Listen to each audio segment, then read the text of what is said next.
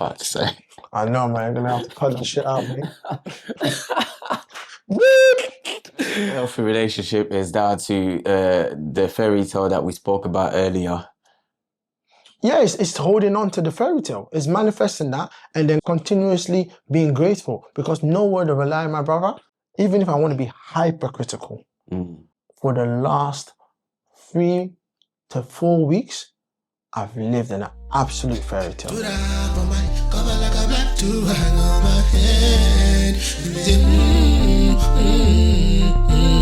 Break it down, watch your head. Break it down, watch your head. Break it down, watch your head. Break it down, watch your head.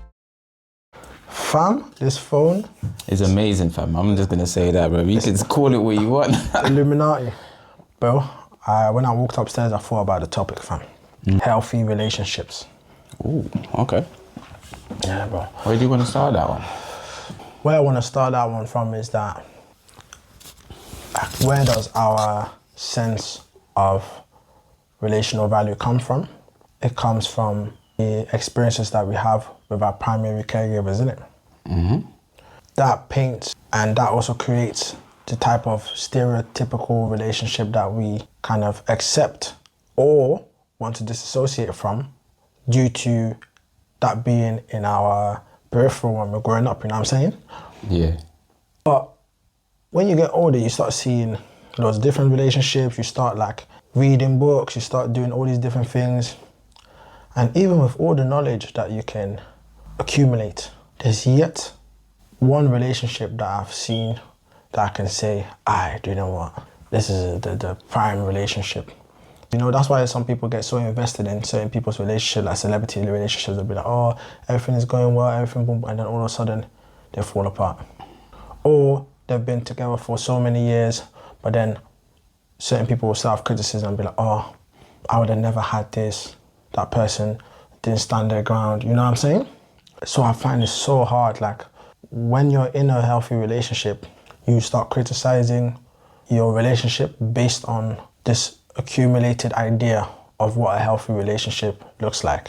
When you say accumulated idea, you mean your past experiences of relationships or what you have seen from celebrities, movies? It's an amalgamation of all of them. All of them. Like in my scenario, my partner, for example, doesn't like the idea of struggling or like for there to be massive things that went wrong at any point. Like love should be like smooth sailing, you know? That's a fairy tale. I don't necessarily think that is a bad view to have because fair enough, people say, yeah, in every relationship there's struggle, wah. But why do you want to manifest struggle? You don't manifest struggle. Why I said it was a fairy tale is because when things doesn't go your way, you're more susceptible to, you know, be like, nah, this can't be it, and judge and then try. And that idea of, nah, this can't be it, puts a strain between your relationship to where it starts manifesting it not working. Whereas if you understand that your relationship is work, you put work into it for your ups and downs and stuff like that, that's what makes it build and work. But then why does the down have to be that significant? It doesn't have to be that significant. Okay, so does that mean then that if you experience a significant down, that's not the right relationship?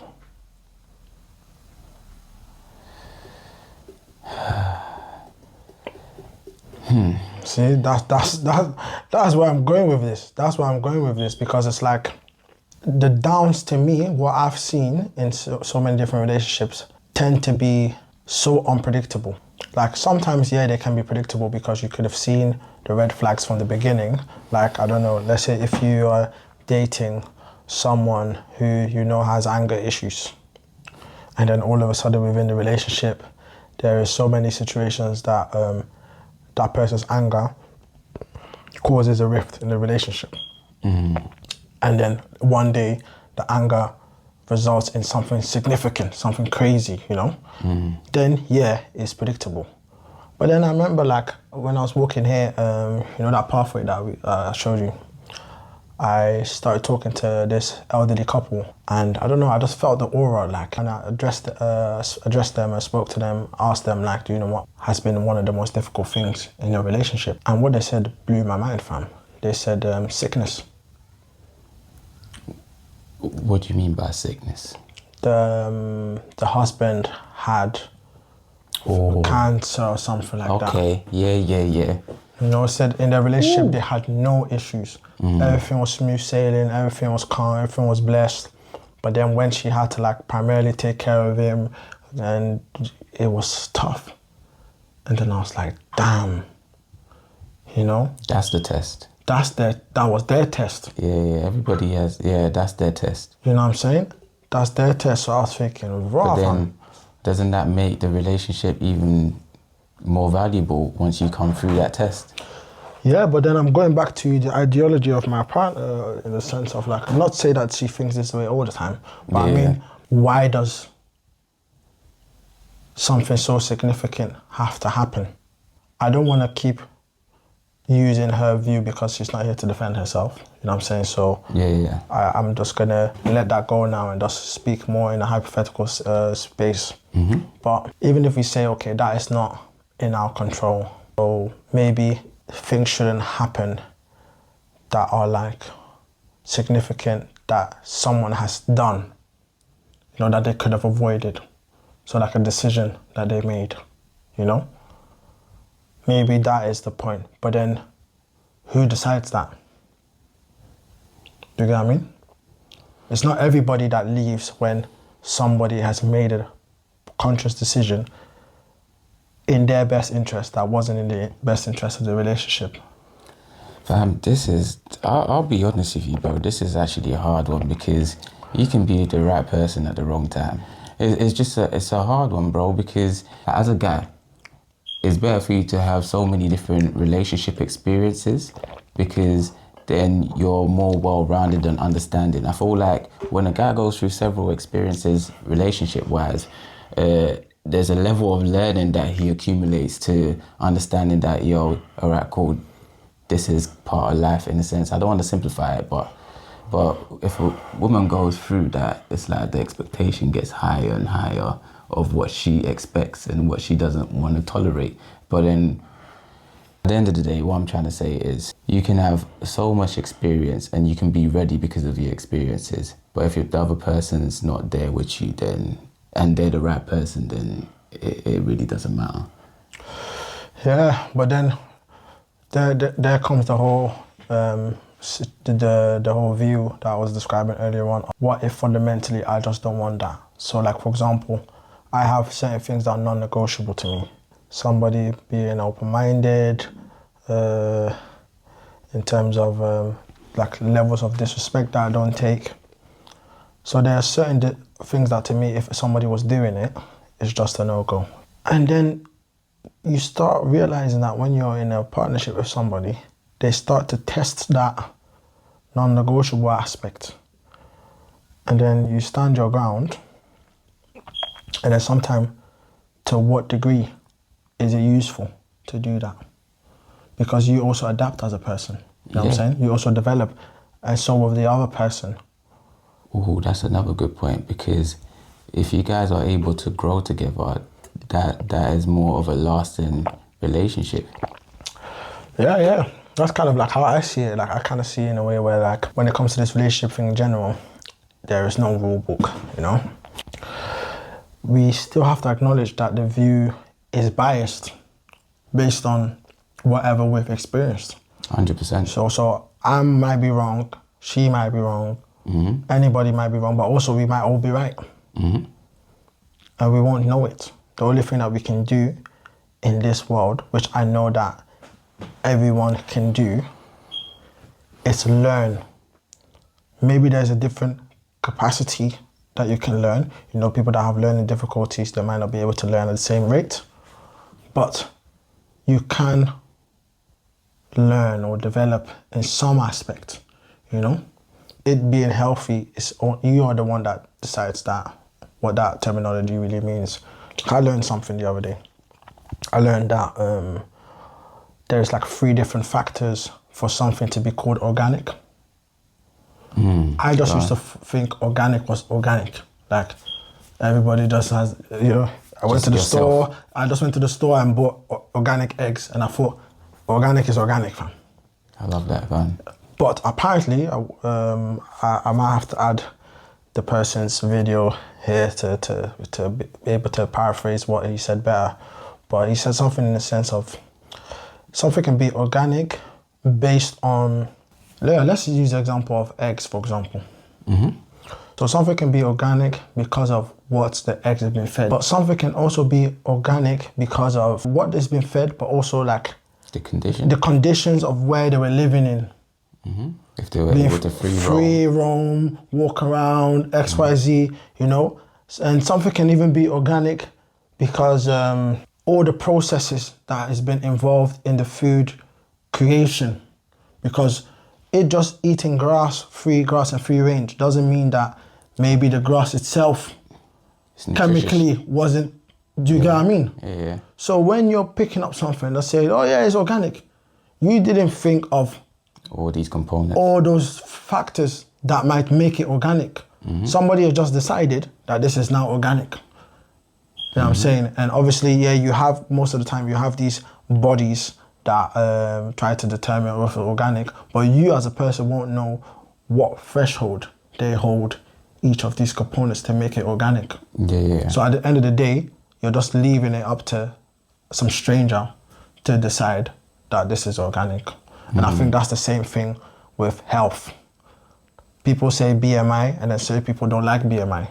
They say BMI is because BMI was created from an estimation of more Caucasian people, so maybe BMI is not relevant to people from other cultural distinctiveness, Or people say if you're healthy, is if you work out twice a week. But people like us, we know that health for us is not twice a week. Health for us is you need to go at least 3-4 times, eat well, mentally be all-rounded, mental, spiritually, spiritual, health, food-wise. You know what I'm saying? Physique. So what makes one healthy then? Who decides that? It's subjective. Because some people, what is healthy, bro? Because is health the longevity of your life? Whilst, because some people out here are 80, walking nice, and they're smoking bags of cigarettes, fam. And we're getting told cigarettes bad. Like, what is health? You know what I'm saying? As long as, health for me is, like you said, it's what you view healthy as. And I feel like that's what organic is, your point of view of what healthy is. But I wanted to touch on this because we're talking about healthy relationships. Would you not view a healthy relationship as healthy memories with that person that you're building? The reason I say that is, because if you have an abundance of healthy memories with that person, them non-negotiables may not be non-negotiable no more, because as long as you're with that person, because they bring that healthy, memorable aspect to things. But that might be problematic still, because of the significance of the bad. The bad might be so significant that, because for example, Sorry, I have to tap into the fairy tale that we was talking about. Why does it have to be bad? you see, now you're starting to see that, innit? Yeah. Now you're starting to see that point. That's what I'm saying. So like, when I was introduced to that view, I actually had to sit down and be like, like that's when I stopped arguing. Like, it didn't become like my view versus your view. I just appreciated that view, because in my head I was like, there we go. Why not? Why not? It's just agree to disagree and learn, and probably involve that point of view into your aspect of life, because that makes you a little bit more well-rounded. Yeah, but at the same time, like, that's because maybe I'm an open-minded person. That doesn't mean that is what everybody in that scenario maybe should do, because open-mindedness is part of my core values. If somebody believes that, because I have friends now who, one friend in particular, I'm not even going to say his name, but he knows who he is. To him, if he's decided something, he's decided something. And that's how he was raised as a kid. When I grew up with him... I was going to go there with you. Yeah, go on. When I grew up with him, like, his mum always used to say this saying. His mum used to say, if you're not sure, don't do it. And that might sound very simplistic because sometimes you're like, but you need to think, right? You need to make an assessment. Like, let's say if you're in the shop and you want to buy a laptop, you might have the money and to buy a laptop, but you might not be sure which one, this and that. You want to assess. But to her, it's like, if you're doubting between those two different laptops, don't just make a decision and grab one. Just don't do it until you know which one it is. Now, that kind of view, it probably works 70% of the time. You know what I'm saying? Like, if you're going to buy a laptop, I agree, fam. Like, if you can come back another day and tell yourself, which one, I thought about it, then you might be able to make an informed decision. Yes, this is the laptop I'm going for, blah, blah, blah, blah. But let's say... Well, what happens if the consequences of not having a laptop today are severe? What if you need to buy that laptop today? Because you... But then that changes the whole thing. You need to buy a laptop today, so... You need to make a choice. You need to make a choice. Yeah, I hear it. Like, but if you don't need to buy a laptop today and you don't know which one you want to get, don't get. It's actually simple. Yeah, I hear it. Now, 70% of the time, that will work. But now, if you have to make a decision, let's say stocks, because that's up and down. Mm-hmm. Whether you're going to invest your money in that, you might lose out.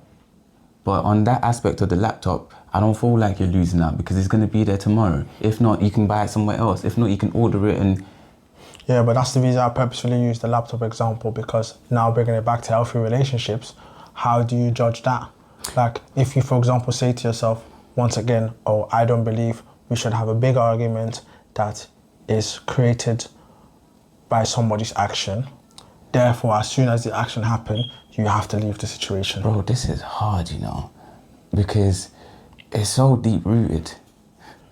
Like,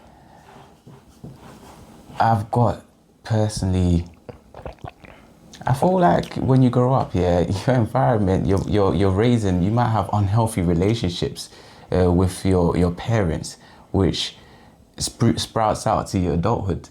And unless you address that, you will never know. Like, it's very hard. And the reason why I find it hard is because in my life, I try to look at romantic relationships and evaluate them based on maybe past relationship, but also on like friendships and, like you said, parents and family and stuff like that. And if I look at friendships, like, there is no one friend that I have that hasn't per se disappointed me in some way. You know?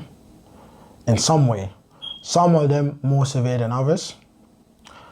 And if I, for example, believed that my friends could never disappoint me, I would have no friends.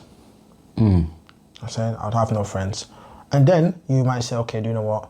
But then that was not that person's view. That person's view was significant, you know, significantly.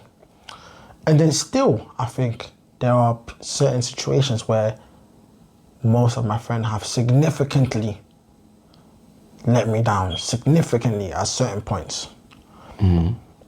But the way that I see it, as somebody that grew up with the view that I was raised in, I see it as nobody is perfect kind of thing. Like, maybe that is the empathetic view. Maybe that's also me reflecting on myself, also knowing that I've done significant things to people and XYZ, but I tend to be a lot more understanding because at the end of the day, somebody deciding for their best interest, that having a significant negative impact on me might not have always been their intention. And it doesn't mean that it wasn't their intention that I now just need to forgive them, therefore. But sometimes, like what you were saying in terms of the good memories, sometimes the good still outweighs something that was significantly bad. There we go. Nah, that's crazy. Because now we're talking about unconscious, like, investments in friendships. Let's say there's a scale and if that scale is not really balanced or unbalanced in an unhealthy way, then you got to make that decision to let someone go. Yeah, but that's what we do. That's what we do. Yeah. Because like, there's so many people. There's people that I thought I would never lose in my life, and they're gone, bro. Sometimes I'm the one that X'd them. Sometimes they X'd me. Sometimes just mutually Grow apart. mutual separation, fam. You just didn't feel the need to speak to them no more. They didn't feel the need to speak to you no more. And you kept stepping. So it's a situation where like that equation, that balancing act, we all do it. We all do it because at the end of the day, I feel like, yes, this is where I wanted to go to. At the end of the day, I think it is dishonest of us to think that another human being wouldn't have their best interest at heart most times. And their best interest at heart will at some point conflict with what is your best interest. That's a very good point. That's just it. I think that is just the simplicity of the situation. Synoptics of healthy relationships. Bro, if we just want to make it very simple, at the end of the day, it doesn't matter how much you love somebody, their best interest at some point is going to be in conflict with yours. And then that's where things... Now, how do you create longevity from that? Longevity.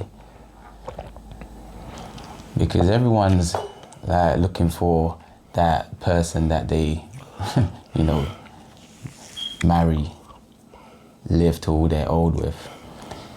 Very few manage. I think that's where the acceptance comes in, you know? At one of my boys' weddings, a speech my brother actually gave, he said he was venting and he was mentioning like things that he felt like not necessarily the most positive points of his best friend, you know? Saying he did this, he did that. Obviously in a very light manner, in a joking manner. But the end of the speech basically focused on the fact that he appreciates his boy's wife now because she has put up with all those things. She's accepted all those things. These are things that what even him as his friend would not even be able to always hack. But he said for the fact that she can hack those things, that shows that she must really love him, you know? And I think that's what it is. It's like the accepting the whole person. I think that's one of the hardest things to do because when you date somebody, you create this profile of the ideal version of them. Anytime they fail to meet up to the standards of that profile that you've created, resentment starts. Yes, you start building resentment against this person for not fulfilling their potential. And that thing can be very dangerous for a relationship, I believe, because one, they are on their own timeline. Because you can bring the horse to the river, you can't force it to drink. Second of all, they might never accomplish it, which you need to accept. Third of all, your involvement might actually be counterproductive to that development. Sometimes you need to actually let people to do their thing for all those developments to happen. Thanks. So, and then also, fourthly, you might not actually be able to see the development that person is making because you're micromanaging them. So when they're making all these small adjustments, you're not seeing it because you have your own end goal in mind. And as long as that person didn't touch that end goal, they weren't developing. But in a partnership, I don't think you should be the project manager of their development. Which is hard. Because you always want the best out of your partner. The best for them. You always want the best for them. And that happens in friendships as well, bro. Like, it's not just relationships. Nah, that's crazy.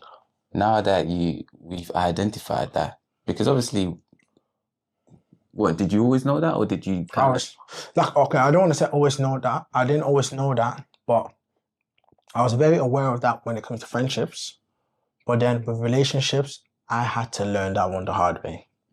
Very hard way, because that was partially where I failed in my relationship, where I failed my partner in the relationship.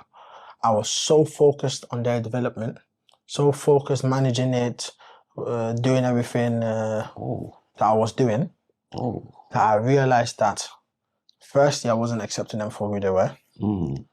Secondly, I wasn't focused enough on my stuff, because I still had enough to do.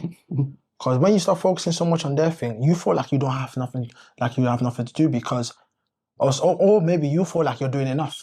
But really and truly, unless, like, I don't know, man, you've mastered it all and your partner has nothing ever to complain about, you still have enough work to do. People are in their 60s, 70s, still learning each other, still treating each other better than they did before. So it's a bit naive to believe that at whatever stage you are, that you don't have more work to do on yourself. You still. So I think when you start helping your partner in a particular thing, especially if you're an expert in that particular thing, it becomes very hard. That's why now I understand why, for example, it's very hard to see successful dads coach their son to the highest level. At some point, somebody else just has to take over. As much as you know your kid and you know the potential, you know they're a pro player, you know everything, sometimes you're just not going to be able to get through to them. It might be a different tone, different, you know. And you're going to lose that sensitivity. Because you know them so well.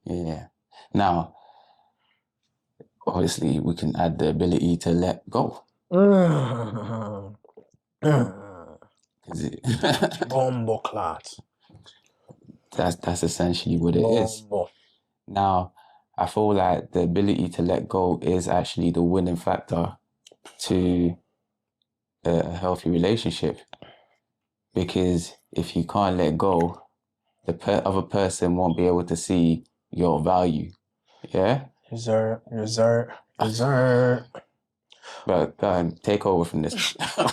Bro, you know what's coming. But the mad thing about that is that, once again, you also can't determine for the other person when or how they let things go. Especially if you're the person who inflicted specific damage to that person in the relationship. Now, I would never suggest to think about the other person letting go, because it's all about self. You have to let go. But at the same time though, bro, it's like, so let's say like in the scenario where you've let everything go and the other person hasn't, it's also a very hard position to be in, because you're now dealing with the aftermath of somebody that's still stuck in whatever timeline, whereas you have long gone left that place. So every time that, like, it's like you have no need to go there.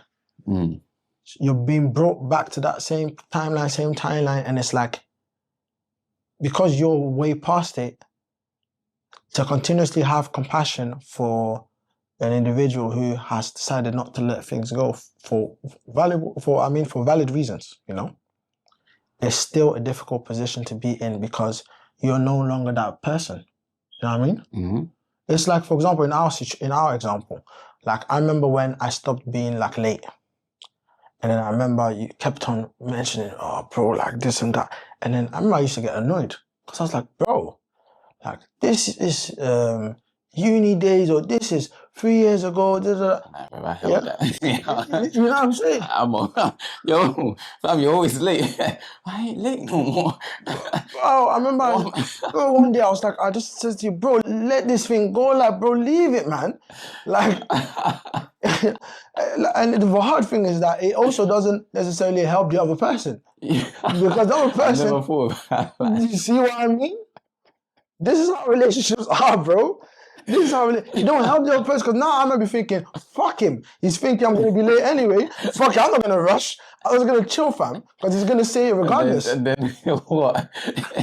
You validate my statement. Yeah, and then eventually, and then you get more annoyed. The cycle continues. So somebody has to break the cycle. Matter of fact, not just somebody. Somebody has to start breaking the cycle, but you both have to make the decision that the cycle is broken.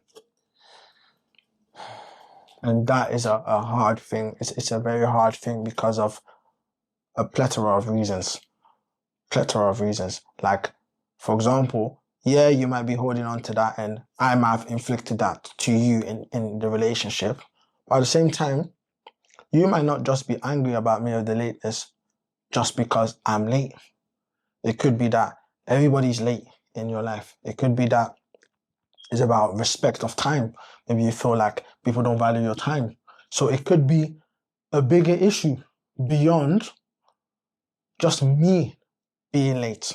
Yeah, 100%, bro. So that's why, so then when I'm like at the brunt of that experience and you're not letting it go, it's a very difficult position for me to be in because I would then be like, Rob, but we have resolved our lateness situation.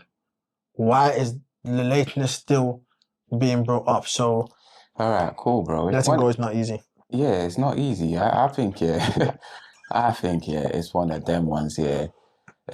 You can do, there's that saying, you can do so much good, but you do one bad thing and someone's always going to remember it. I think it's just that. And in the context of that scenario, I think I was just saying it, fam. But it's like, obviously, when you're there waiting, you're like, where's this guy? Where's this guy?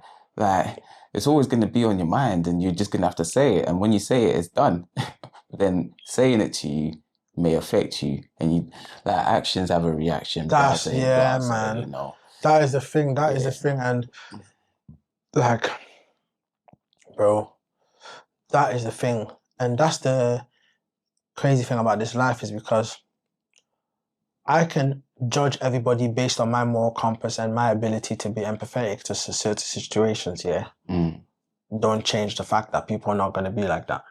Yeah. So if I expect you to forgive me or if I expect you to let the situation go, the reality of us being individuals is the fact that you are not going to share everything that I share, even if we are friends and we have similar norms and values, we're going to differentiate. And that difference in there, I've stopped seeing it as a bad thing. Like, I don't see it as inherently bad. Like, even if I'm just going to be so real. Even if I say my empathy level is S tier, and I say your empathy level is A tier, for example, and then everybody's is A, B, C, whatever. I think my empathy level is C tier. I'm just using the example. But let's say yours is C tier now. Yeah, got it. The fact that mine is S tier and yours is C tier, and yes, I will always push you to have maybe a higher empathy level and encourage you, but for the fact that you're C tier right now, I no longer hold that against people. Okay. Okay. I hope you can remember your point. Yeah, I do. Just for this, what's the difference between sympathy and empathy?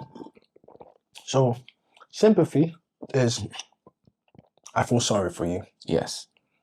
Empathy is I understand where you're coming from. Now, understanding where someone coming from is very conflicting. The reason I say that is, you cannot truly understand where someone's coming from unless you have a similar scenario.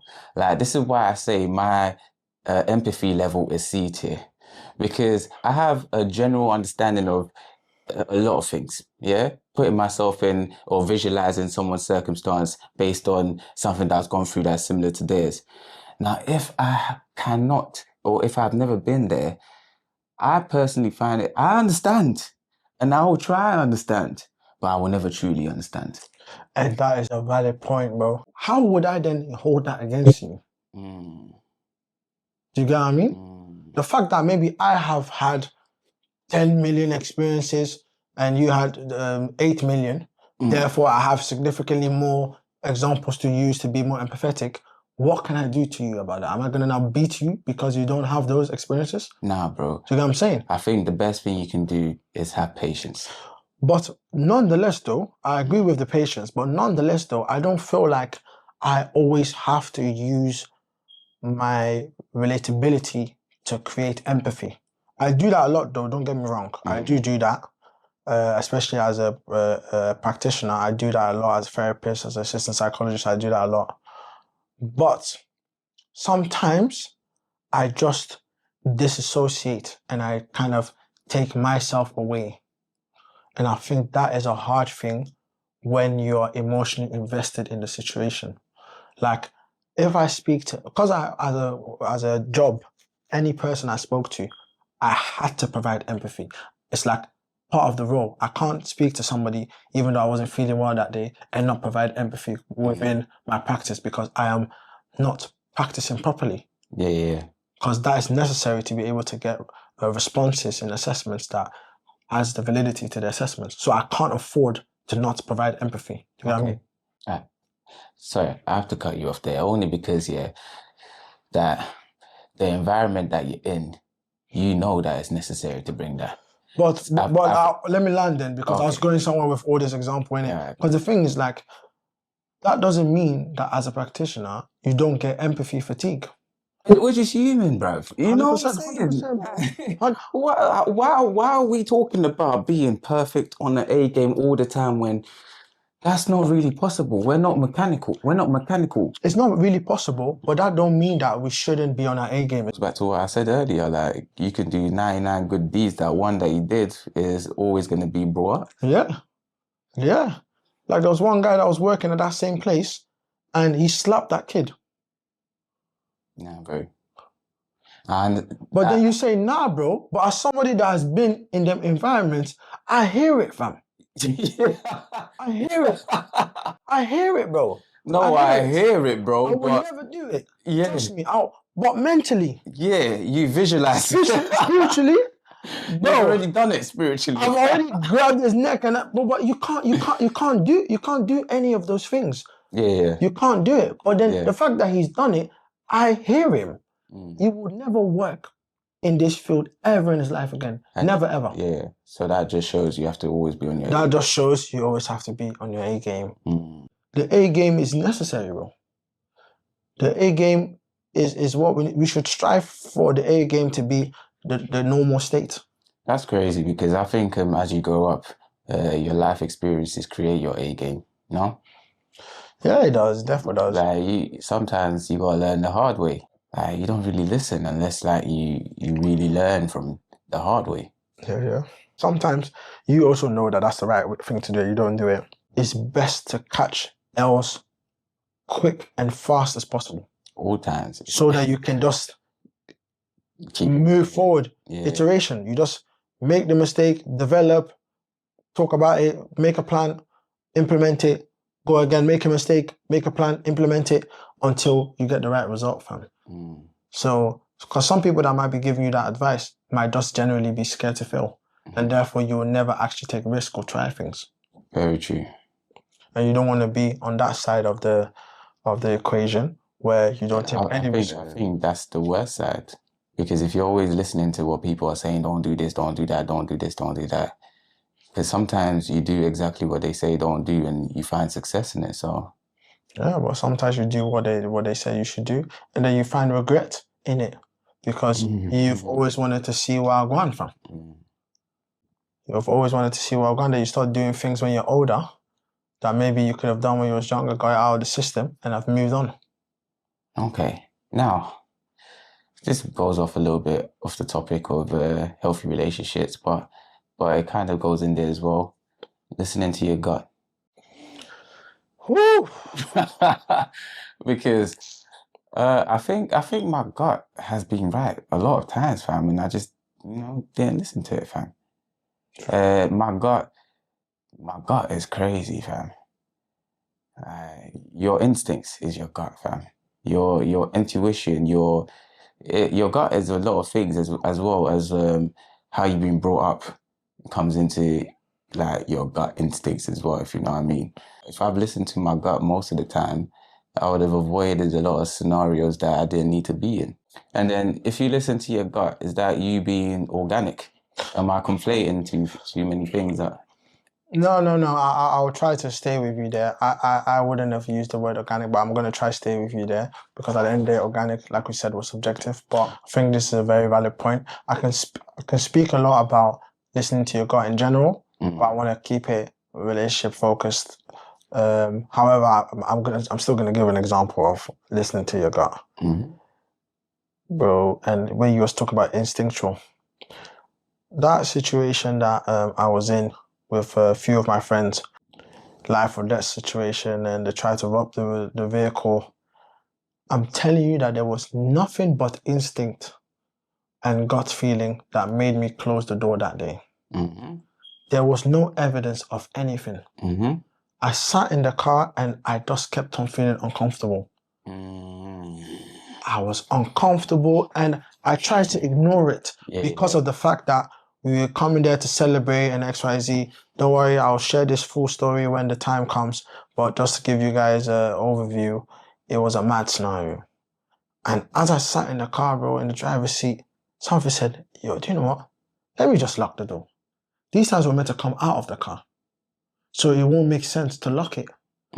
If anything, if I battled that gut feeling, I would have just said, let's just step out now. And had I stepped out, I would have been dead. I locked it. And as I locked it, that's when they came to attack and they tried to open the doors, bro. I had to keep saying it. Like, I didn't even remember. It was my man who said, it was like, yo, had you not had locked the car that day, we would have been gone. And that is what gut feeling is. And the crazy thing about gut feeling is like, because we sell ourselves so many dreams, the gut feeling starts becoming contaminated. Facts, yeah, that's a good point. It starts becoming contaminated to the point where you don't actually know if you should fully trust it anymore because you would have gone against it and done other things. So then when that feeling comes again, you don't know how to trust it. But really and truly, when your gut says something to you, when you feel it, most time, or I actually want to say almost every time, your intuition is right, fam. Now, that's crazy that you say this because obviously it leads into the conversations that we had before about spiritual. Does that tie into the gut feeling as well? Yeah. And bringing it back to relationships, it's the same thing, bro.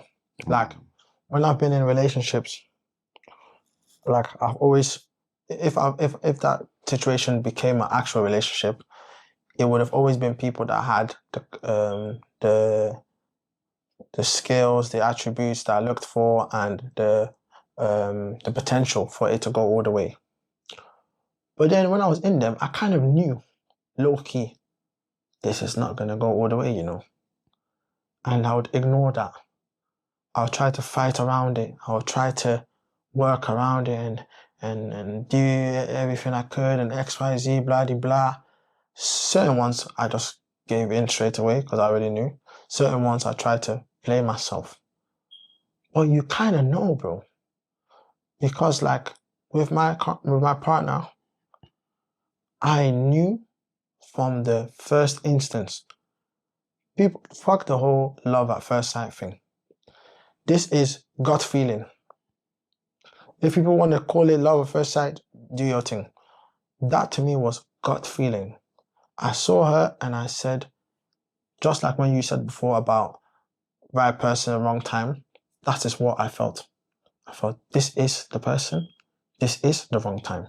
And you knew within yourself because the wrong time told you that you wasn't ready. Yeah, I knew. Yeah. I knew it.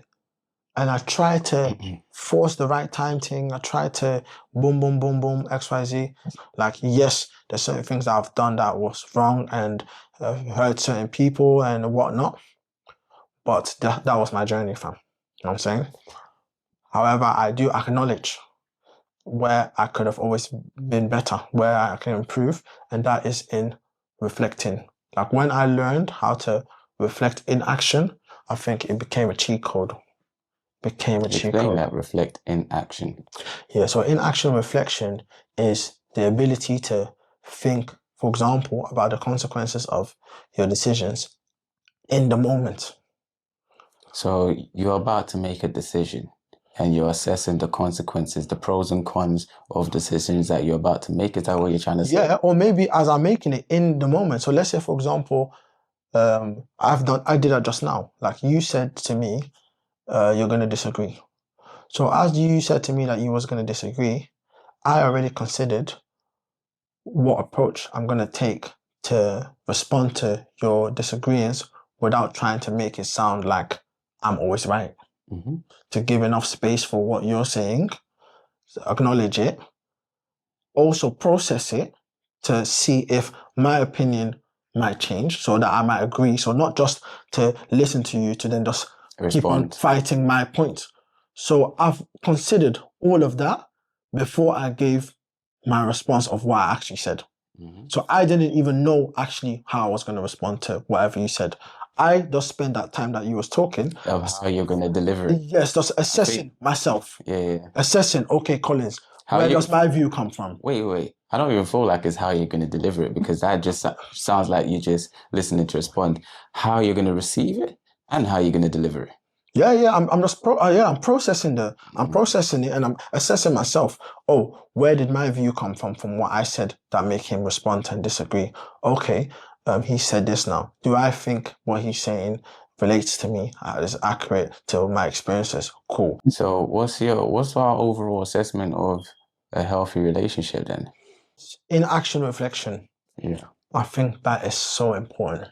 I think that is key too. So important. Because you're trying to respond in a healthy way. Yeah.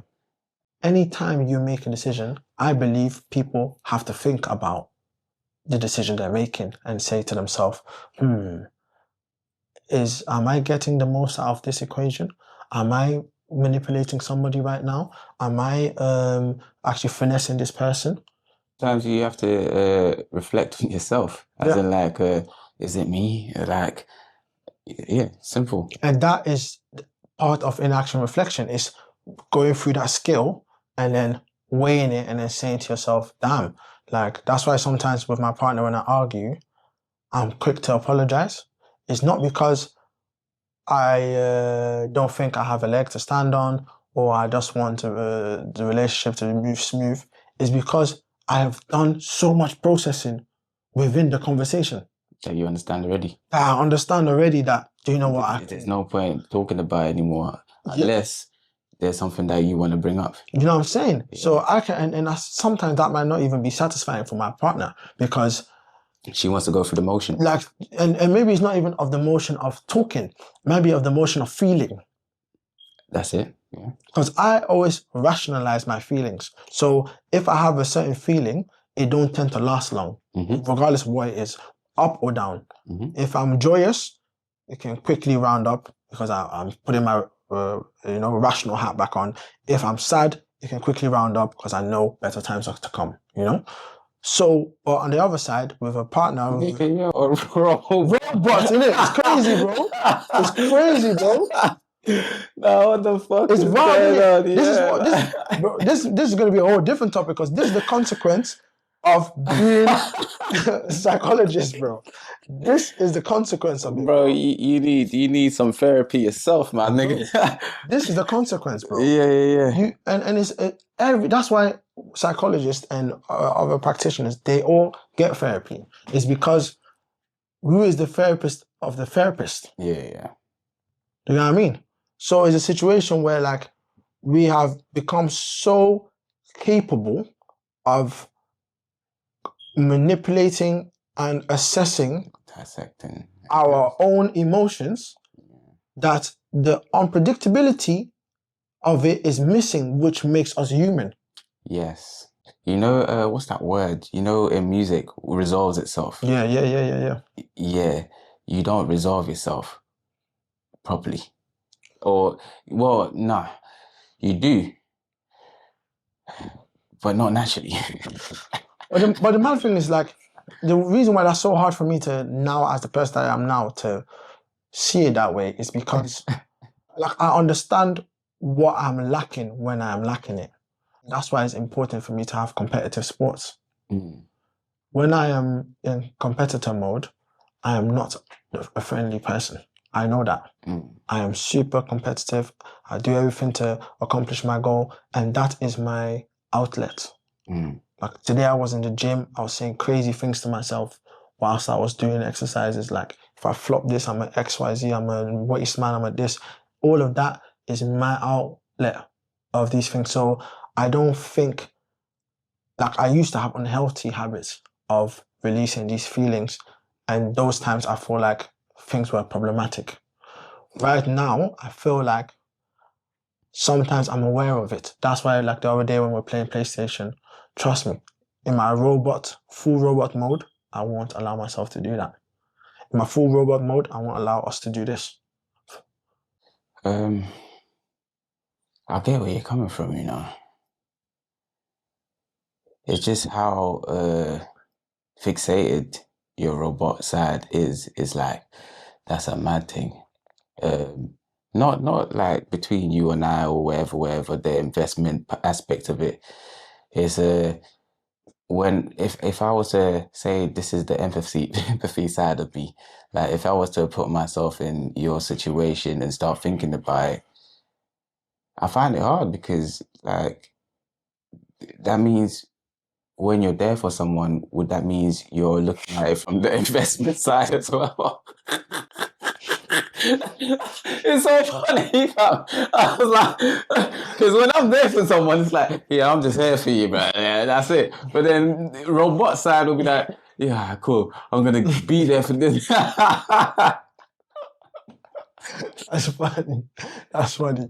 But the thing is, like, even if I say yes, I feel like I'm at least being honest. Yeah. Because No, facts. you know, I'm at least being honest because like people won't be honest about that. People won't say to themselves, okay, do you know what? I'm gonna be there for them because I actually like this person. I want this person to stay my friend. If you're really honest, I think the difference between you and other people is you give it thought. Because of the value that I put in my friendships, because of how much I appreciate them, not because of how much I appreciate the investments that I've made in those friendships. No, it's how much I appreciate the people and the connections. And that's why I try to make so many different events of bringing all my people together, because that's when all my people are with me. That's the best kind of way I can express my love to people. That's crazy because your investments has returns, yeah? And the returns make you happy. What that person brings to you makes you happy, but then you have to bring something to them as well. Yeah. It's a cycle. But it's just such a fucked up way to think about it. I'm just being honest, bro. Like I remember when in biology they started teaching us about symbiotic relationships. Like there would be like, I don't remember, I think there's like 3 different types of relationships in biology. One is parasitic, so where one person is benefiting, the other person is dying. One where one person is benefiting and the other person is indifferent, and then the other one where both parties are benefiting. To me, I want to have relationships where both parties are benefiting. Yes. Like, I don't even know how to maintain a parasitic relationship.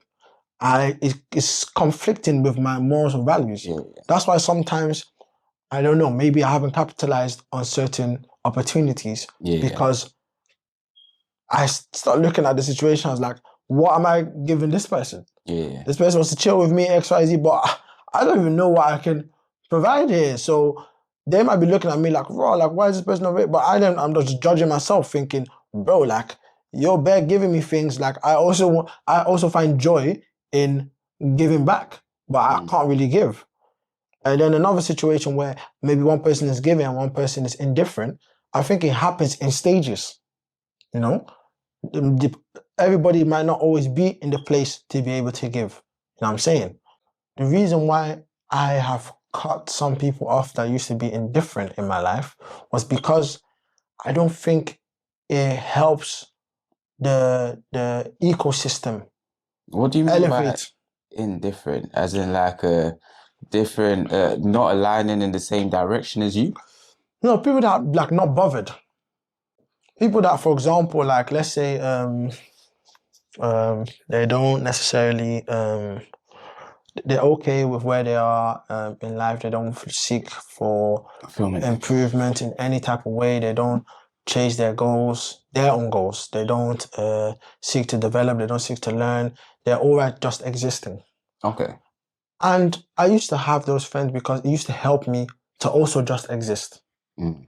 And that was great. Mm. But then at a certain point, I started realizing that the gap between where I want to go and where I am now is so large that those type of relationships was not a useful investment of my time. So those people, they're not, I don't hate them, and they're not angry at them. I didn't really X them. Like if I see them much love, like if I have more time, like that's one of the reasons why I hope to create more time with like money. I want to have more time so that I can also just randomly go to see people who maybe don't bring that much investment in. But right now in the stage that I'm in, I need to bridge that gap. Mm. And I need to surround myself with relationships, friendship, and network that is going to help everybody attain what they're trying to attain. Maybe that's also why, bringing it back to relationships, why I struggle sometimes when the feedback is that I'm not on job enough. Because in my brain, I'm thinking, bro, like, bro, like, I really don't be doing nothing that is not per se immediately relating to my goals. Like even if I slack off, it's a calculated slacking off because I've calculated that this is the only time that I'm actually allowed to just slack off. I'm going to stay on job for the rest of the XYZ. Yeah, I see that as well. You know? I think another important aspect is the ability to take criticism, you know. I think that is very hard because you can always be like, I struggle sometimes. How are you telling me this when I've been doing this, that, and I've made some time for you, but you're telling me that I haven't done this? I'm like, what have you done? Then you start, that's when things go wrong, when you start saying, what have you done? Instead of, but that's a very hard one, bro. Yeah, bro. And that's subjective as well. And the reason why that catches me as well is because that's when that's the topic for me mainly that breaks the robots. That's the topic that allows me to be emotional. And then, like you said, I'll be like, okay, but I'm a human, right? I'm allowed to once a while be emotional. But then the consequences of that situation is so severe. Yeah. So severe. How you express that? This is complicated. With that last bit, what you said in terms of how you then display it, I don't think it always has to materialize. Like I say to you, I spend so much time thinking about how I'm feeling in my head before I do an action. So I feel like you also need to have the ability to be able to give that emotion time. Oh yeah, facts. Like validate it and let it pass. Okay, now this is where I want to interrupt about letting it pass. Now there's ways in letting it pass. Sometimes you need to express your emotion, so somebody needs to understand the emotion so that they can, you can work together in regards to your emotion. Because if you keep just thinking about it and letting it pass, am I wrong here?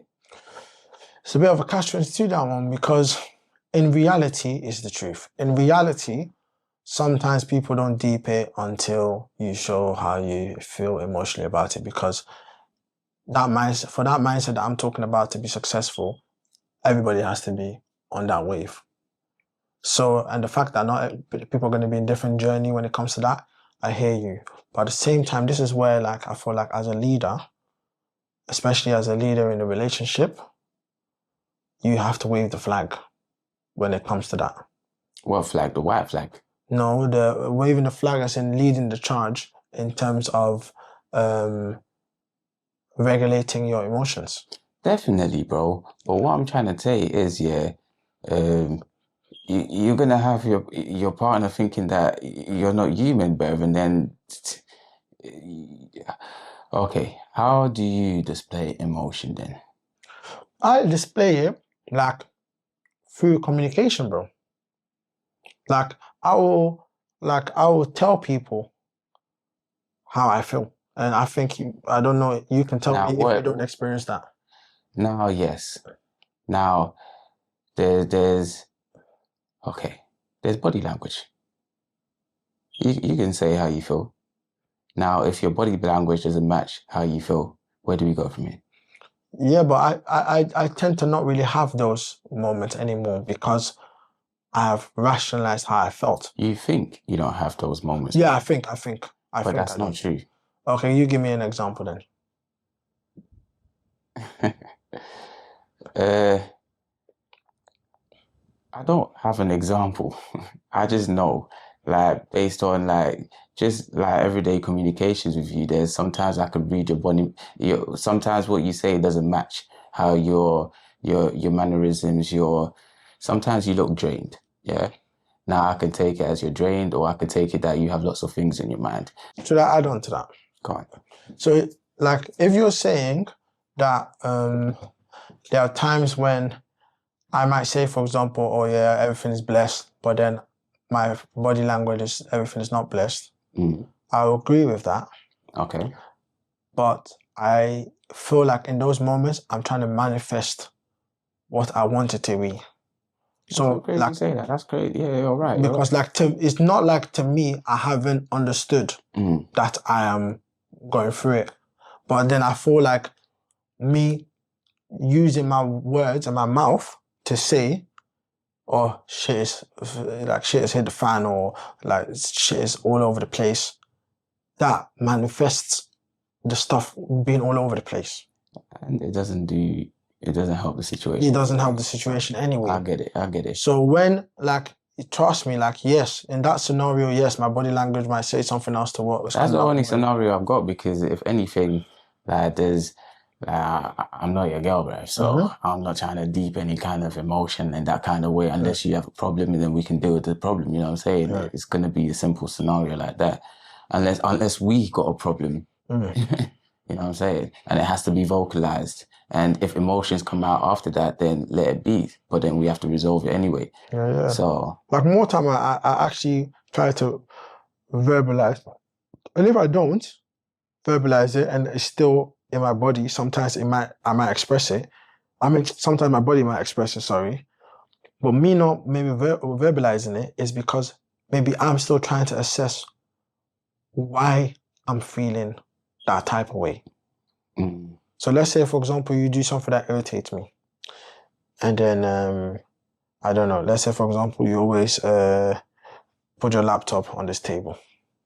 If that irritates me, I'm not going to immediately say, yo, bro, stop putting your laptop there. Because why is you putting the laptop irritating me? Am I always putting the laptop? Do I only feel like I should put the laptop there? What about the times when I forget my laptop there? Like I want to assess that first. Yeah. Have I done anything similar that, that can someone say, but you do all the time though? Yeah. Or is there a reason why maybe now he's left his laptop there all the time before he wasn't leaving his laptop there? You know what I'm saying? But bro, does it always have to lead to that? Like, can't you say, oh yeah, there's so much. The rationalization is crazy, isn't it? There's so much, like, and that is just, bro, that is just too much, my guy. I'm not even gonna lie to you. Sometimes you just be like, yo, let's do this like this, or if not, and then if we just bail it out because of that, then I guess the rationalization comes in. But if you're always rationalizing, always rationalizing. It kind of, I feel like it kind of, it does something to the relationship a little bit. Don't you think? Like, if you're always rationalizing because you're always thinking first before you're acting, instead of just being fluent with how you really are. Like over rationalization can be a coping mechanism of adverse life events for me. Yeah. Because at the end of the day, like when we were talking about that readiness before, and we're talking about that swimming pool incident, I would have over rationalized the whole pool area and everything. I would have thought about scenarios, people jumping in, then people in a split second. Everything, I would have been analyzing it. When I go into a restaurant and I'm with my girl, I've analyzed the exit, I've analyzed who's in there, I've analyzed who I am, I've done all of that. And it's hard to say, like, stop doing that because the day that something negative happens, when I didn't do it, I won't be able to forgive myself. Yeah. And Because- that's your instinct. That's your preemptive. Is it preemptive strike or? Yeah, basically. Yeah. You know what I'm saying? So it's like, and because for me, when I explain these type of things to people, it sounds very exhausting.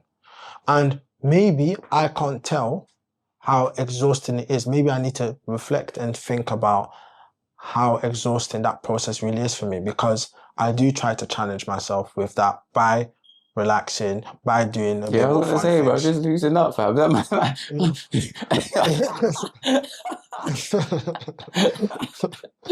I feel you, bro. I do try, and that's why sometimes like I'm so eager to accomplish certain things. Like let's say for example this job thing, I was so eager to start working again, bro. Yeah. Just because I know that as soon as the salaries come rolling in, I can let my guard down tiny bit. Nah, you're right. There's certain things where it has to be. You know? Yeah, I felt the same. Bro, like I'm not gonna lie, like fam, bro, like imagine I've been maintaining the pristine, the A level, whilst being jobless, whilst going through all the depression, going through all the stress. I've been maintaining the A game, you know, in my healthy relationship, you know, doing my quote unquote manly responsibilities, my masculine responsibilities in the relationship, upholding them, whilst going through what should be an emotionally turbulent stage. So that's why I'm so eager. That's why the robot can't tap out yet until normality has arrived a bit. Yeah. That's why, like I said, like for me to already start talking about like or planning man them stuff, man them XYZ. When did you hear me talk about that? Never, bro. It was like it was gonna be next year, bro. If that, it wasn't even gonna be next year, bro. It was gonna be after the marriage, bro.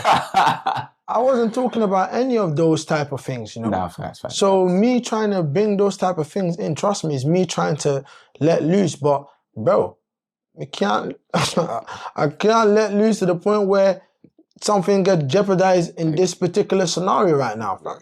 This scenario needs to be held strong, recuperate properly. On job. And then, you know what I'm saying, elevate properly, because this is actually an elevation. I kept on trying to be so pessimistic about my current situation, and I kept on deepening more and more. This is currently an elevation. It's actually an elevation, bro. Regardless of what happened. The setback, yeah. That is actually really amazing. Yeah, it's actually, it's crazy. Yeah, that's what I'm saying. I'm not actually trying to deep it. Yeah. I'm not actually trying to deep it. Like, I'm not actually trying to deep that. How can you, like, have those setbacks, like, 3 times in a year, and then you've actually gone up the ladder? Yeah.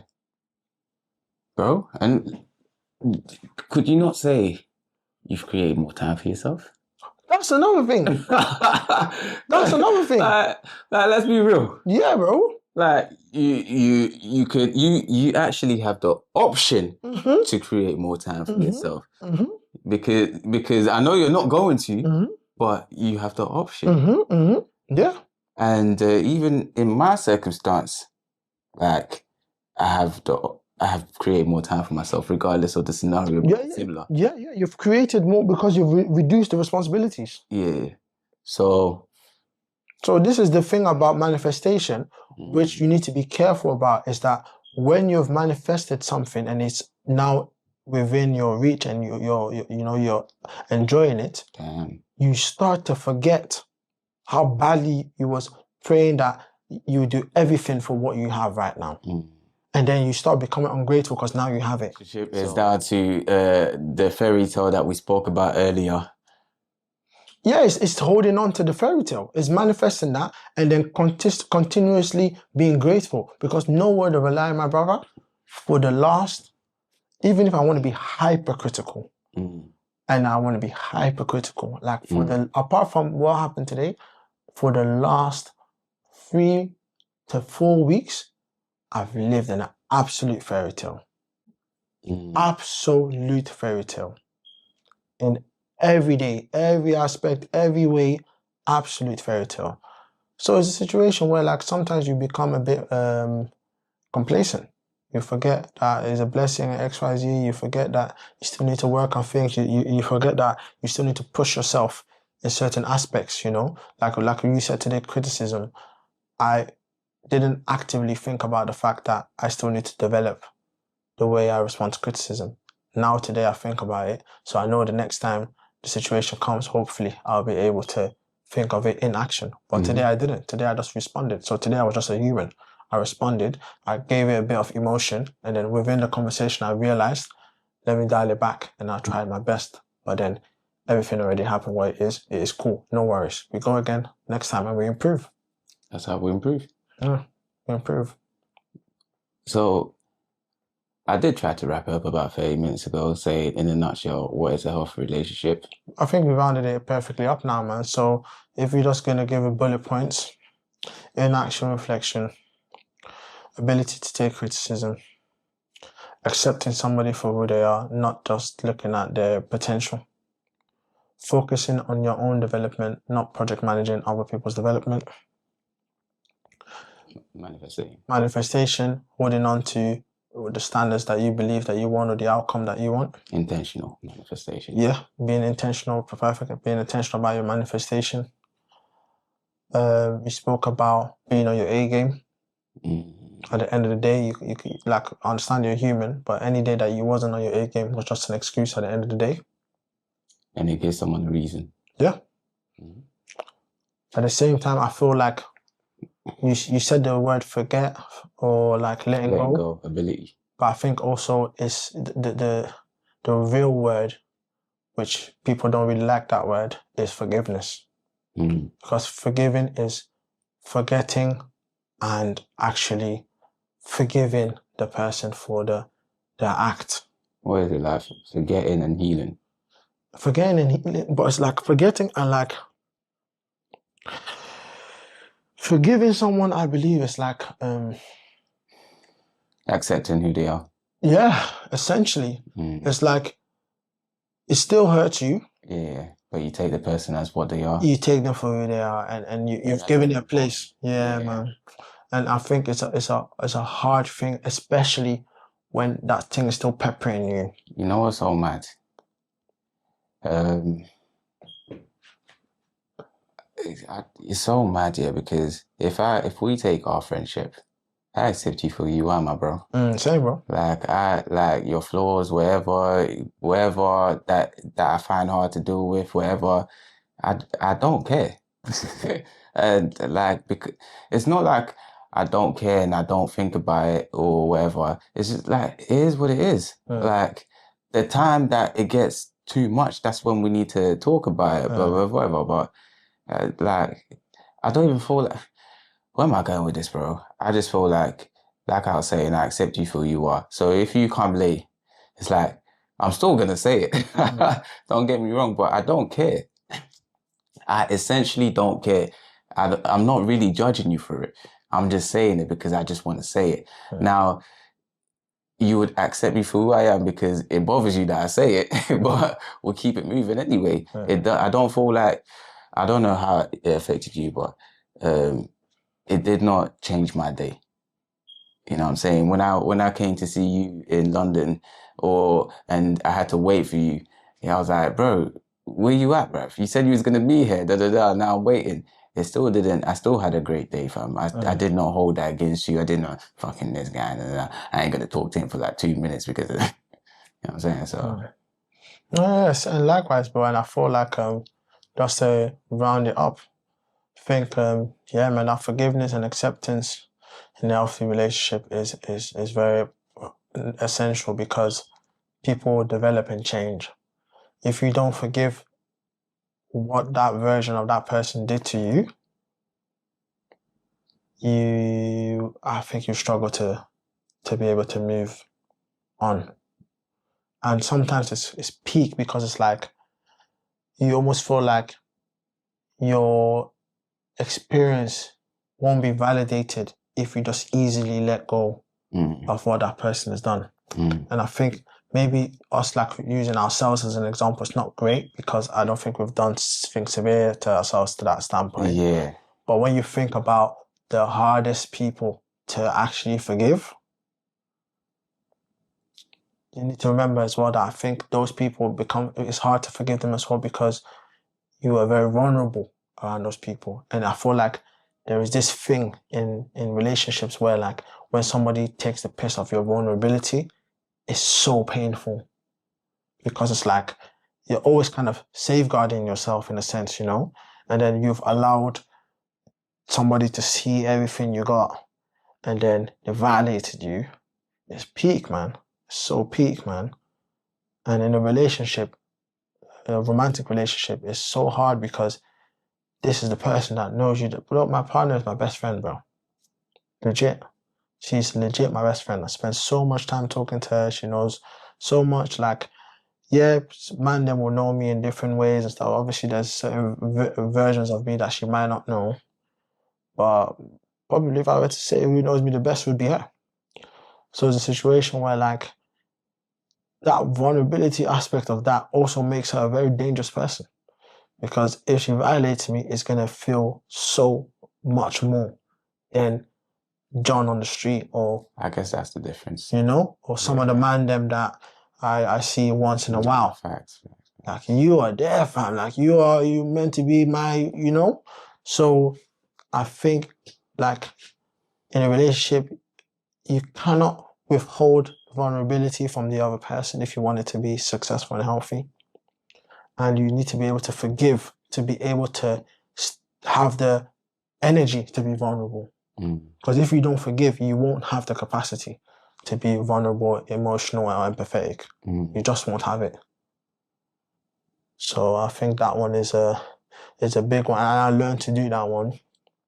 And it can even be difficult when the other person might not be able to do that because you're just going to be dealing, I know you've experienced that as well, you're just going to be dealing with somebody that just keeps on bringing up the same timeline. And yeah, they deserve to bring it up because, you know, you can't tell them how to react. But if we're just going to talk about a healthy relationship, that is not going to be super helpful. So when I let go of that, it wasn't because I let go of it because I don't have anything that I could also hold on to if I chose to. Yeah. It's because I just realized that won't make the relationship healthy. You know what it is, bro? Sometimes the way that I view it now, sometimes people keep bringing it up because the situation hasn't been resolved. So, like, because if we resolve a situation, there's no need to bring it up no more. And you will try to hold that trump card again, but because that trump card has already been resolved, and I feel like that's what I didn't do. I never resolved it, bro. And if anything, I just potentially added to it and didn't resolve the add-ons either. And vice versa, the action had a reaction, and then, you know what I'm saying? So how to resolve a situation is also key, especially when you're in the wrong. You gotta accept that the person's gonna have a feeling, and you're gonna have to resolve that feeling in some kind of way, not in the way that you feel like is resolved. Yeah, the action's done. You know what I'm saying? So I think that's a lesson that I've learned anyway. You have to match that emotion somehow, and then find a resolution. Yeah, that's why I've learned to be patient in a relationship. Like, I think patience is also very, very key. Bro, you know, I think you've learned how to resolve the situation. And that's why you are so happy right now. Like every action, every movement that you've been doing so far is still resolving the situation. You're still, like, every day you're resolving the situation, bro. Like, that situation is still there. Don't get me wrong. 100%. But, bro, every new encounter that resembles or like minutely is a reminder, because I think that's what it is, bro. Reminders. Like, I've had so many reminders, and because the reminders never got resolved, it brought up the emotion fresh again. So therefore, you know what I'm saying? So what I see you're doing, my bro, say, you know what? Keep going, bro. I'm just giving ad-libs. Keep going, trust me. So what I see you're doing is resolving them new encounters to the point where you're resolving that trump card. And just to add to what you're saying, because everything I'm echoing everything you're saying, I think what I'm also doing is that because like things are resolved from my end, sometimes like you when you said, you know, you don't truly know how someone feels. I just don't truly know how it feels to get those reminders. I just don't know, and I can't always pick them up. Like I'm always so rationalizing everything that I feel like I got the safety net. You know, everything that's gonna drop, I'm gonna grab it. But then when something slips through the net, and then we get these type of reactions, I'm really blindsided by them. Bro, and it's so mad that you say that because you can never truly see the reminders because trust me, when you're around your person, they're always watching you, like unconsciously as well. So like it could be something minor, but when you resolve those issues within yourself, that's when you resolve them reminders also, and unconsciously. Yeah. Like, because I know you're consciously making an action to not make those mistakes, but then if unconsciously that you're not there yet, then you're always going to falter in it. Yeah, that's true, man. And that's where I put the work in, to work on the conscious. That's where I separated myself and spend time to deal with the root causes of the action, so that. And it's mad because those situations we had a whole year of using this word discipline. And that's what came from it, bro. The discipline. Yeah, let's throw that in there as well with the healthy relationship. Discipline. Yeah, discipline. We had another year of but remember we used to talk about righteousness. Righteousness. Yeah. Bro, like look man, we can make a whole Powerpuff Girl pop of concoction, yeah. Spice and everything nice. But really and truly, bro, it's you as a person. Yeah, it's a whole heap of things. Yeah. No, it's true, man. It's true that, like, if you use that analogy, I don't think there is one chemical X that you need to add for it to all be all glammy. I think it's a combination, and I think you see that in the show, even Powerpuff Girls, because I think people threw everything in there. It became ugly. I think there was even an episode where somebody threw everything in there. They found the chemical X, put it in there, and it became the super Powerpuff person who was maybe stronger, but was completely unbalanced. So at the end of the day, even if you have what you think is a chemical X, it's a balance. It's also in what kind of equation you got the products in there. Like maybe for your relationship to work, you need 5 drops of patience, 2 drops of discipline, 6 drops of, you know? That's very right. So it's a fusion. Yeah, man. So yeah, everything has to be in unison towards that person that. Yeah. And that's why when they say like the whole 2 becomes 1 thing, people really want to underestimate what that means. That's where I struggle with the rosy part, with the whole everything needs to be because I'm just looking at the logistical side of 2 becoming 1. Like, it doesn't matter if you were both from the same country, both from the same tribe, both from the same village. Just the fact that your households were in this geographical place and 100 meters this geographical place means already that your upbringing can be different, to the point where if you wanted to add those 2 people together, that there will be conflict there. So it's actually marriage, relationships, unions, whatever it is, it's actually such a celebratory thing. That's why I enjoyed the weddings that I went to recently so much, because I was absorbing that. I was deep in it. That for so many people to gather together to acknowledge the love of 2 people and them coming to a union. I was about to say the union of 2 people.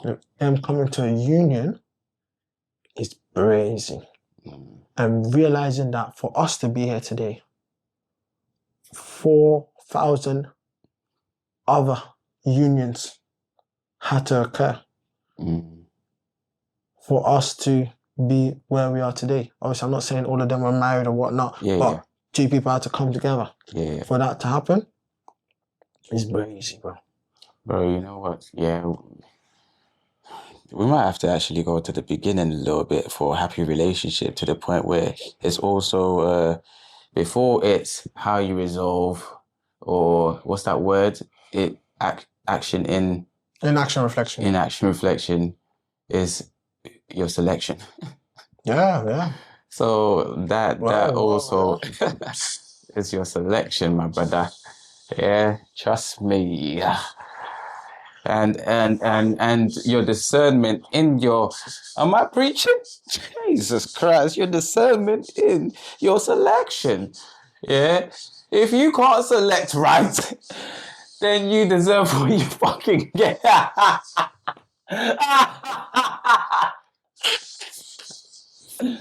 Yeah, and I deserve it. Yeah, simple as, my guy. Yeah. That's the bro, like, and that's one thing I do want to give myself, that I've been very conscious about that, even though I've been quite fortunate because I've done and put myself in situations that could have ended very left.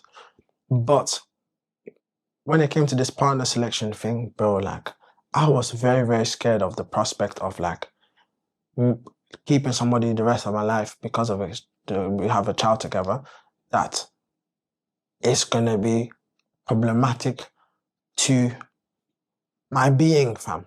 Can I challenge with my statement? Go on then. Can you not have a gut feeling that this person ain't right, but because you guys are working to improvement, it works out to be right? But then there's just always this feeling like, yeah.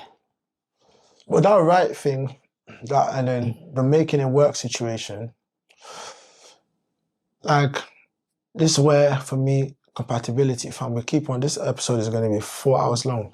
We're going to keep on adding terms that needs. That's why I said relationship is so subjective anyway, because we keep adding things. But to me, within the selection, I was looking at compatibility. And you know how I feel about compatibility. Don't worry. Soon come. But compatibility, bro, it's like, you can have, in my opinion, you can have a nice relationship with somebody where maybe out of the 10 things, you have 7 things in common or compatible with. It don't have to be 10 out of 10. It depends on what you value. Sometimes they might have 7 out of 10, but the 3 things they don't have are crucial, non-negotiable. So that 7 will still irritate you. They might have 5 out of 10, but they have 3 out of the most important things. So maybe the other 5, you can kind of find other ways to get that from other relationships. And I'm not talking about the same sex. I'm thinking maybe like friendship or XYZ, you know? Supplement. Yes. So nobody can tell you which one you need to go for. You decide whether you go for the 7 out of 10, the 5 out of 10, the 8 out of 10, the 2 out of 10. You decide. But if you're going with a 2 out of 10, you know that the odds are more likely that the experience is going to be less. I'm trying to really think of the word to use. Organic? This guy is organic. Less, I'll say, I'm just going to use enjoyable. Or maybe actually, I shouldn't say that, because the 2 things that they might have is just enjoyable. Yeah. And then what they don't present. Yeah, fulfilling maybe. Yeah, fulfilling. Yeah, that's actually a good word. So fulfilling, it can be less fulfilling because you will always have that strong feeling that the compatibility is not enough, or could be, you know, when you say the grass could be green on the other side, that's that feeling might be there. So you want to eliminate that feeling as much as possible. I always said to myself, when I decide to get married with somebody, I do not want to look outside for any specific reason. Like, for example, call it what you want to call it.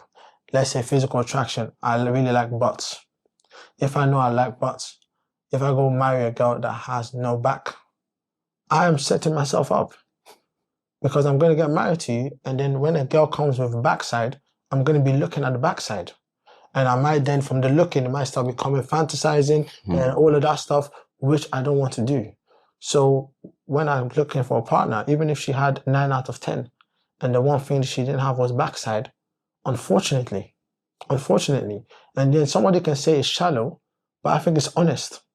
Because if backside to you is a non-negotiable, and you know that the backside is going to make you do something else, just don't do it. Don't stay in that. Don't force yourself to be. No, bro. I think us as men have to be real, because obviously it's factual that we are visual.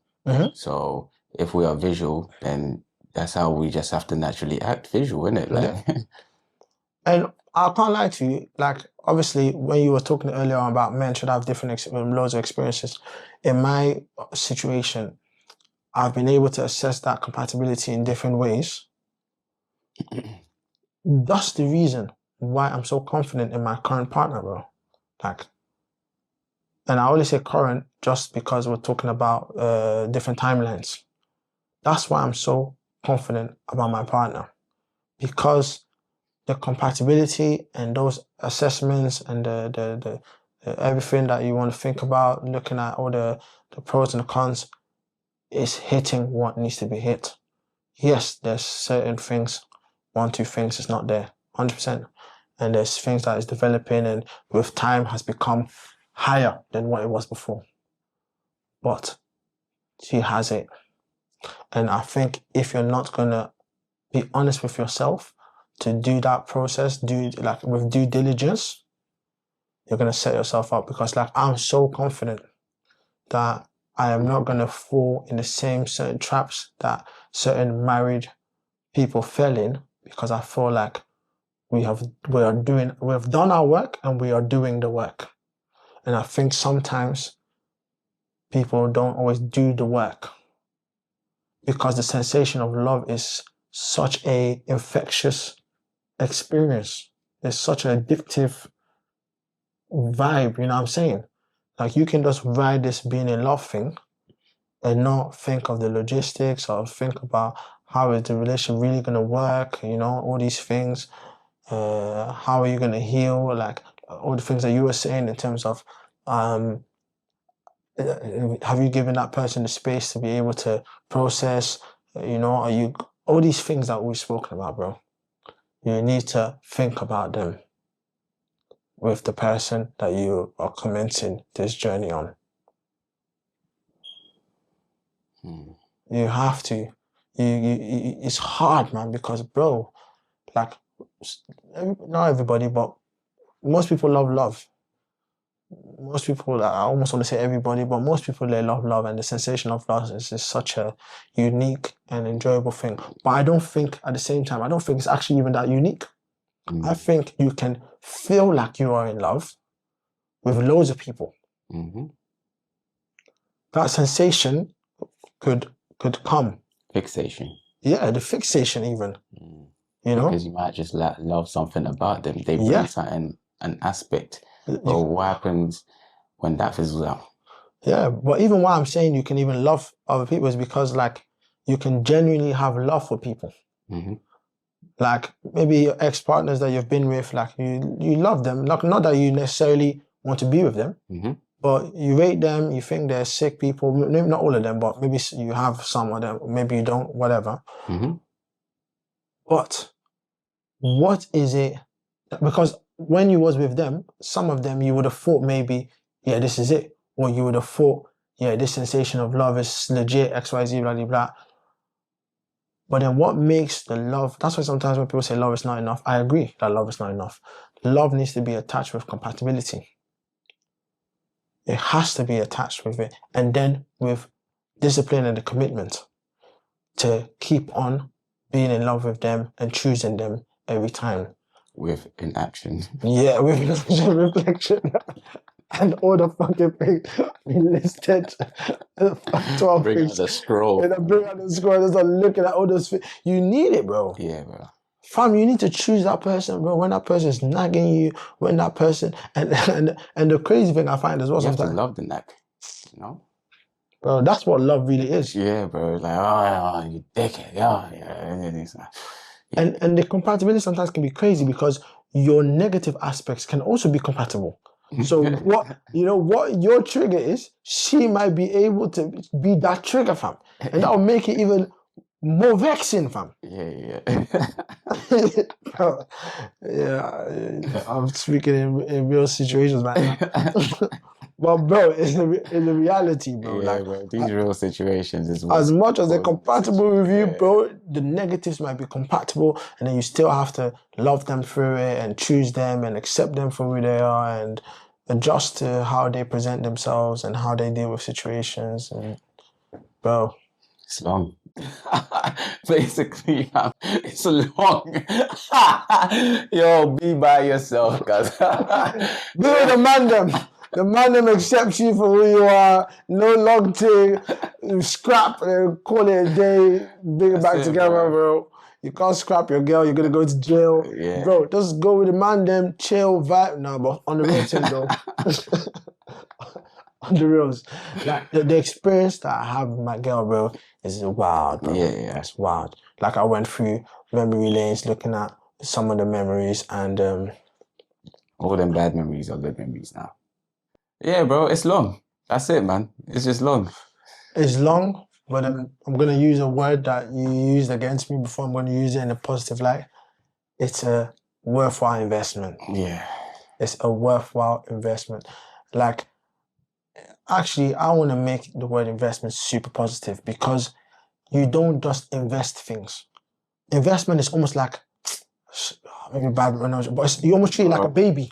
Bro. You've spent time to accumulate the resources to be able to invest.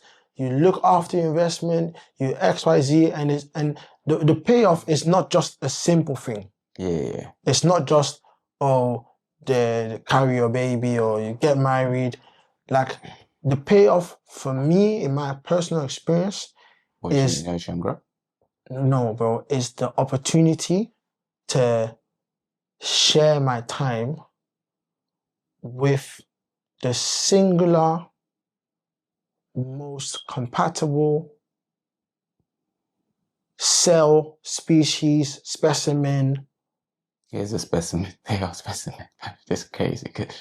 Greatest spirit that exists. Flat out. That is who that is to me.